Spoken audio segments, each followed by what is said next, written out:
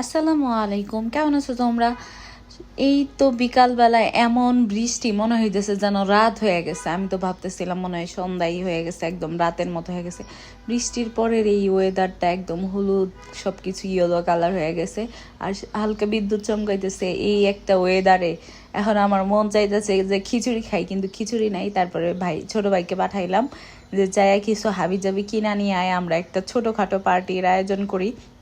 তারপরে আমার ভাই যায় মুড়ি মাখানোর জন্য ছোলা, তারপরে বেগুনি এগুলা নিয়ে আসলো। আর আমরা এইদিকে হচ্ছে নুডলস রান্নার প্রস্তুতি চলছে আমাদের, জোরো সোরো হচ্ছে। বহুদিন পরে একটা বৃষ্টির জন্য পার্টির আয়োজন করা হইলো।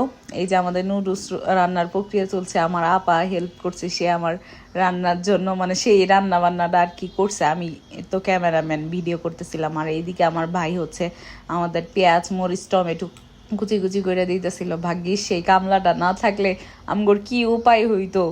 এই যে পেঁয়াজ মরিচ এখন হচ্ছে রান্না চলতেছে, আর আমি এইদিকে ক্যামেরাম্যান, আমার আর কোনো কাজ নাই। এই যে রান্না একের পর এক ডিম দেওয়া হচ্ছে। আর আজকের দিনটা আসলে অনেক মজার ছিল, সবাই একত্রে খাওয়া দাওয়া করা, মানে একটু পার্টির মতো আয়োজন করা বহুদিন পরে এরকম একটা দারুণ ওয়েদারে। আর এই বৃষ্টিটা মনে হয় হলো জনজীবনে প্রাণ ফিরাইয়া দিছে আর কি, এতদিন পরে বৃষ্টি।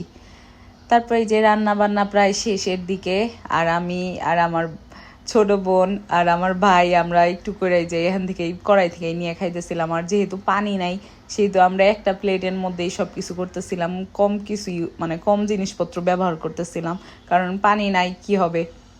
তারপরে এই যে আমার ভাইজান মুড়ি মাখাচ্ছে, আর মুড়ি মাখানো শেষ, আমরা খাওয়া দাওয়া শেষ করে একটা মোজো খাইলাম। তারপরে এই যে আমার জামাইয়ের জন্য একটু রাইখা দিলাম, আর তারপরে রুমের অবস্থা বেহাল। আজকে এই পর্যন্তই, আল্লাহ হাফেজ।